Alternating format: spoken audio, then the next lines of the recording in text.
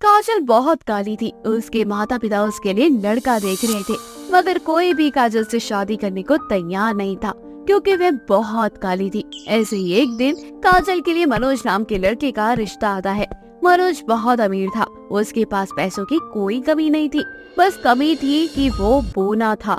जब ये बात काजल को पता लगती है तो वो मनोज से शादी के लिए साफ मना कर देती है। यह देख उसके माँ बाप बहुत गुस्सा करते हैं। अरे लड़का बोना है तो तू कौन सा हुस्न की परी है? तू जरा अपना रंग तो देख, कितनी काली है। कोई लड़का तुझे अपनाने को तैयार नहीं है। एक तो फिर भी जैसे तैसे तेरे लिए मनोज का रिश्ता आया है।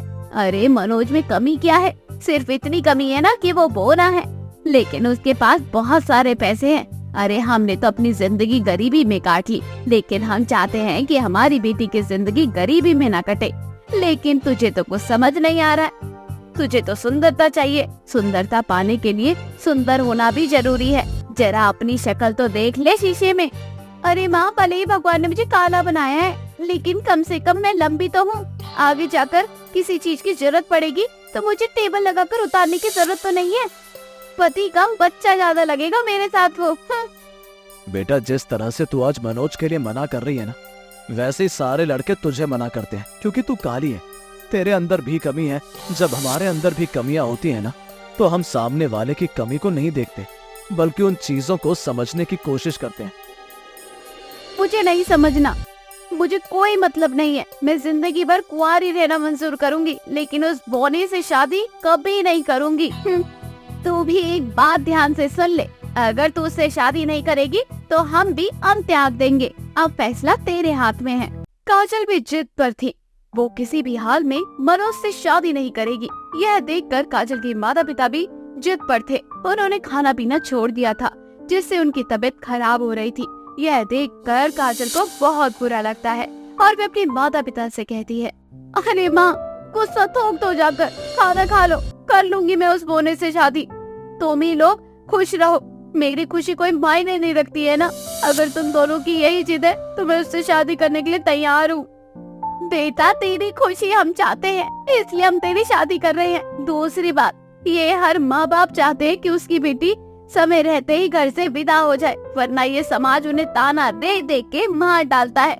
और वैसे भी एक बात हमेशा याद रखना, दूसरों में कमियां ढूंढना बंद कर दो। भगवान ने किसी को इस दुनिया में गोरा बनाया है, किसी को काला तो किसी को मोटा तो किसी को पतला, किसी को बोना बनाया तो किसी को लंबा बनाया है। ठीक है माँ, जैसा तुमको ठीक लगे। आखिरकार माँ बाप की जिद के आगे काजल को झुकना पड़ता है और वह इस रिश्ते के लिए हाँ कर देती है। अब मनोज को उस दिन में काजल को देखने आता है। काजल को मनोज को देखकर बहुत गुस्सा आ रहा था। थोड़ी देर में दोनों परिवार वाले आपसी सहमति से उनका रिश्ता पक्का कर देते हैं। 2 महीने बाद का शादी का मुहूर्त भी फिक्स कर देते हैं। धीरे धीरे समय बीत जाता है। अब काजल के घर में रिश्तेदार आना शुरू हो जाते हैं। ऐसे ही काजल की मौसी की बेटी प्रिया काजल का मजाक बनाते हुए बोलती है, वैसे दीदी, जीजू के बारे में तो बहुत सुना है, मुझे तो ये समझ नहीं आ रहा कि तुम्हारी स्वागत कैसे बनेगी। जीजू को उठाकर तुम बेड पर डालोगी या फिर मुझसे ना ये बकवास मत करो। अगर तुम्हें इतनी ही चिंता है अपने जीजू की तो तुम चली जाओ ना सुहागरात मनाने। या दीदी, आप इस शादी से खुश नहीं हो क्या? पता नहीं ऐसा क्यों महसूस हो रहा है। उस बोने से शादी करके कौन खुश होगा? इतना बोलकर काजल गुस्से में सो जाती है। ऐसे ही कुछ दिन बीत जाते हैं। काजल के घर में अब मेहंदी रस्म और हल्दी रस्म शुरू हो जाती है। काजल शादी से बिल्कुल भी खुश नहीं थी, लेकिन किसी तरह से परिवार वालों की खुशी को ध्यान में रखते हुए काजल मनोज से शादी कर लेती है। शादी के बाद काजल अपने ससुराल आ जाती है। ससुराल में सभी बोने थे। मनोज की माँ भी बोनी थी, लेकिन मनोज की माँ काजल को बहुत पसंद करती थी। वे काजल को मुंह दिखाई में सोने का हार देते हुए कहती है, ये ले मेरी बहू, सोने का हार पहन और बहुत ज्यादा सुंदर लगेगी तू। तेरे लिए मैंने बहुत सारी चीजें बनवा कर रखी है, आगे आगे देखती जा। अभी तो सोने का हार दिया है, आगे ना जाने क्या क्या दूंगी मैं तेरे को। मेरे बहुत अरमान थे, जिस दिन मेरे बेटे की शादी हो जाएगी ना, उस दिन मैं अपनी बहू को बेटी बना कर रखूंगी और अपनी बेटी का जो अरमान है वो सब पूरा करूंगी।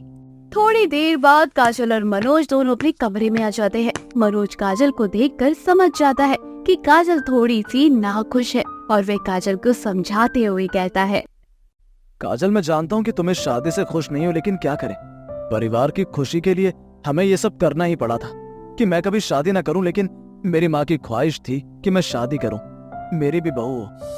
देखो, ऐसी बातें करके मेरे साथ कुछ भी वैसा करने की मत सोचना। अरे नहीं नहीं, मैं इन चीजों में बिल्कुल भी विश्वास नहीं रखता। मैं चाहता हूँ कि जब तक तुम पूरी तरह से मुझे समझ नहीं लेती तब तक हम ये सब नहीं करेंगे।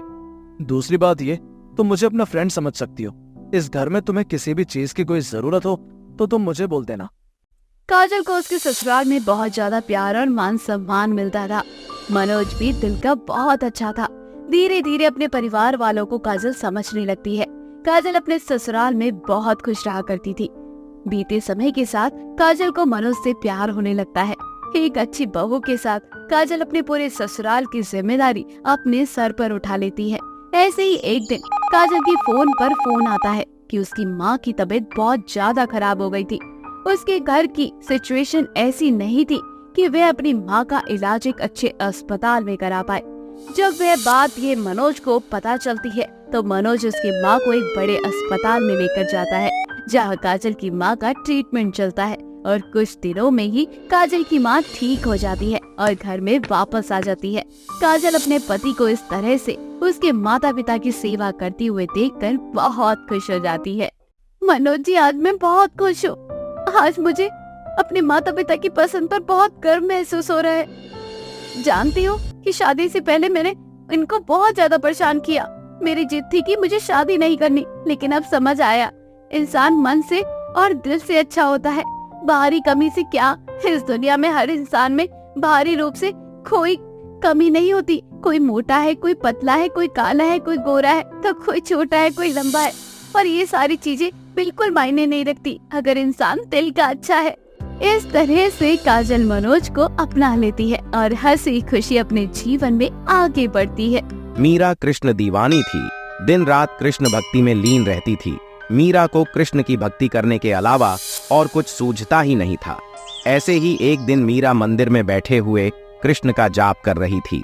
तभी वहां पर मीरा का ससुर वीरपाल आता है और मीरा से कहता है, अरे बहू, चल के खाना खा ले, बहुत देर हो चुकी है। बस बापूजी, मैं बस ये सामान समेट कर आ रही हूँ। अरे नहीं नहीं, यह सब मत कर, मैं समेट देता हूँ सामान। चल, मैं तुझे तेरे कमरे तक छोड़ देता हूँ, तू वहाँ बैठकर आराम से खाना खा लियो। वीरपाल अपनी बहू को संभालते हुए उसके कमरे की ओर ले जा रहा था। दरअसल मीरा अंधी थी, उसे दिखाई नहीं देता था। तभी वहां पर वीरपाल की पत्नी विमला आती है। विमला मीरा को ताने देते हुए बोलती है, बस बस, आप तो बस इसकी सेवा पानी में लगे रहते हो। अगर थोड़ा ध्यान अपने बाकी के परिवार वालों की तरफ लगा दिए होते तो शायद घर में लड़ाई झगड़ा और कलेश ना होता। अरे क्या नजर आता है आपको इस संधि में? तुम बहुत स्वार्थी हो विमला। तुम यह बात कैसे भूल जाती हो कि आज अगर तुम्हारे बेटे की आंखें बची हुई है तो सिर्फ और सिर्फ मीरा की वजह से। तुम्हारा बेटा मीरा की आंखों से ही यह पूरी दुनिया देख रहा है। हाँ, तो एक औरत का तो फर्ज होता है अपनी पति के लिए कुर्बानी देना। अगर इसने अपने पति के लिए अपनी आँख की कुर्बानी दे दी तो कौन सा बड़ा एहसान कर दिया। हाँ। तुम जैसे स्वार्थी लोगों के मुंह लगना ही बेकार है। इतना बोलकर वीरपाल मीरा को लेकर वहां से चला जाता है। वीरपाल मीरा को अपनी बेटी से भी बढ़कर मानता था।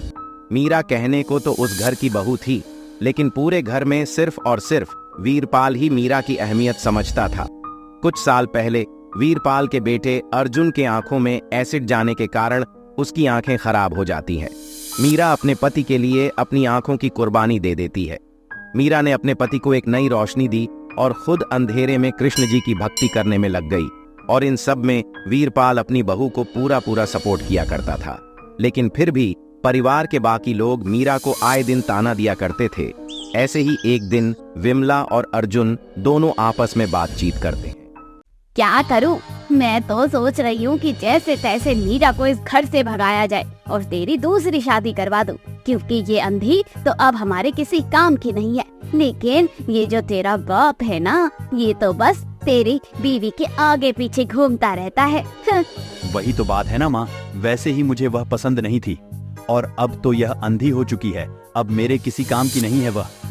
तू बिल्कुल भी चिंता मत कर बेटा, मैं कुछ ना कुछ जुगाड़ लगा कर इस मीरा को इस घर से हमेशा के लिए भगा दूंगी और तेरे लिए एक सुंदर सुशील लड़की लेकर आऊंगी जो हमारे पूरे घर को संभाल सके अच्छे से।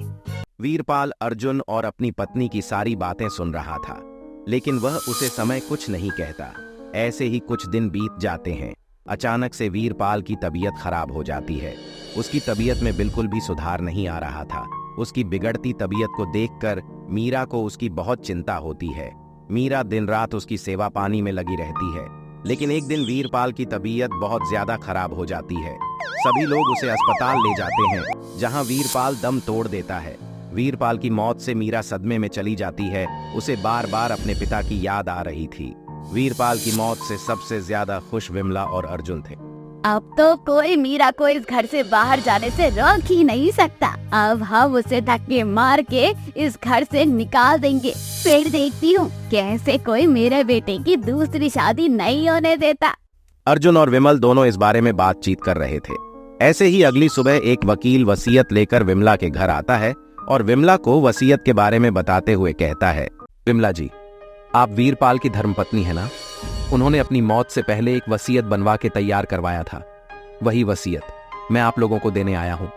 दरअसल वीरपाल ने अपनी पूरी प्रॉपर्टी अपनी बहू मीरा के नाम कर दी है। क्या बोल रहे हो? अरे मैं उनकी पत्नी हूँ और वैसे भी ये मीरा तो अंधी है। वो तो दिन रात भक्ति में लीन रहती है। ये क्या करेगी प्रॉपर्टी का? आप एक बार ध्यान से वसीयत को पढ़ो। शायद आपको कोई गलतफहमी हुई है या फिर आपने जानबूझकर कुछ गलत वसीयत बना दी है। देखिए, मेरा आपसे कोई पर्सनल कांटेक्ट तो है नहीं जो मैं यह जानबूझकर करूंगा। वीरपाल ने जो वसीयत बनवाई है वह वसीयत मैं मीरा को सौंपने के लिए आया हूँ और इस घर की मालकिन सिर्फ और सिर्फ मीरा है। यह खबर सुनकर अर्जुन और विमला को सदमा लग जाता है। उन दोनों को बहुत ज्यादा गुस्सा आता है और वह गुस्से में वीरपाल को खूब खरी खोटी सुनाने लगते हैं। बेटा अर्जुन, अब तो कुछ करना ही पड़ेगा। मैं तो सोच रही हूँ अगर ये प्रॉपर्टी हमारे नाम नहीं हुई तो इस मीरा को जान से मार देते हैं। कम से कम ये हमें सुकून का काम तो देगा। आप बिल्कुल सही कह रही हैं माँ। इस मीरा ने तो मेरी जिंदगी बर्बाद करके रख दी है। कैसे भी करके इसे अब रास्ते से हटाना ही होगा, वरना न जाने कब इसके मन में प्रॉपर्टी का लालच आ जाएगा और ये हमें इस घर से बाहर निकाल देगी। ऐसे ही एक दिन मीरा मंदिर में बैठकर कृष्ण जी का जाप कर रही थी। तभी वहां पर विमला आती है। विमला एक डंडे से मीरा के सर पर वार करती है और कहती है, एरी अंधी, तुझे आज तेरी ये पत्थर की मूर्ति नहीं बचा सकती। तेरी वजह से हमारा बहुत नुकसान हो चुका है। अब हम दोनों मिलकर तुझे हमेशा हमेशा के लिए तेरे भगवान के पास पहुंचा देंगे। वहां जाकर तुझे जितनी मर्जी कृष्ण की भक्ति करनी है करना। माँ जी, ये क्या कर रही है? अब भगवान के लिए मुझे छोड़ दीजिए। मैंने क्या बिगाड़ा है आप लोगों का? तेरी वजह से पूरी प्रॉपर्टी मेरे पति ने तेरे नाम कर दी है, इसलिए हम दोनों तुझे जान से मार देंगे ताकि पूरी प्रॉपर्टी हमारे नाम हो जाए। माँ जी, मुझे कोई प्रॉपर्टी नहीं चाहिए। आप चाहो तो पेपर पर साइन करवा लो, लेकिन भगवान के लिए मुझे जिंदा छोड़ दो। मुझे जीना है। मुझे कृष्णा जी के लिए अपनी पूरी जिंदगी भक्ति में लगानी है। भगवान के लिए मेरे साथ ये सब मत करो। मैं तुझे तो हमेशा हमेशा के लिए अब रास्ते से हटा दूंगा। तेरे मरने के बाद वैसे भी प्रॉपर्टी मुझे मिल जाएगी। इतना बोलकर अर्जुन एक खंजर निकलता है और उस खंजर से मीरा के ऊपर वार करने ही वाला था कि तभी वहां पर कृष्ण जी प्रकट होते हैं। कृष्ण जी बहुत ज्यादा गुस्से में थे। तुम दोनों पापियों को आज मैं सजा देकर ही रहूंगा। तुमने मेरे भक्त को बहुत परेशान किया है और जो भी मेरे भक्त को परेशान करता है मैं उसे दंड आवश्यक देता हूँ। इतना बोलकर कृष्ण जी विमला और अर्जुन दोनों को अंधा कर देते हैं। उनकी आंखों की रोशनी हमेशा हमेशा के लिए खो जाती है। उन दोनों को अपाहिज बना देते हैं ताकि वह जिंदगी में किसी भी काम को करने के लायक ना रहे और अर्जुन की आंखों की रोशनी मीरा को दे देते हैं। मीरा की आंखों की रोशनी वापस आ जाती है। कृष्ण जी विमला और अर्जुन को वहां से गायब करके एक सुनसान जगह पर छोड़ देते हैं। विमला और अर्जुन को अपने किए पर बहुत पछतावा होता है, लेकिन कहा गया है कि बुरे कर्म का नतीजा हमेशा बुरा होता है। आज नहीं कल आपको आपके बुरे कर्म का फल जरूर मिलेगा।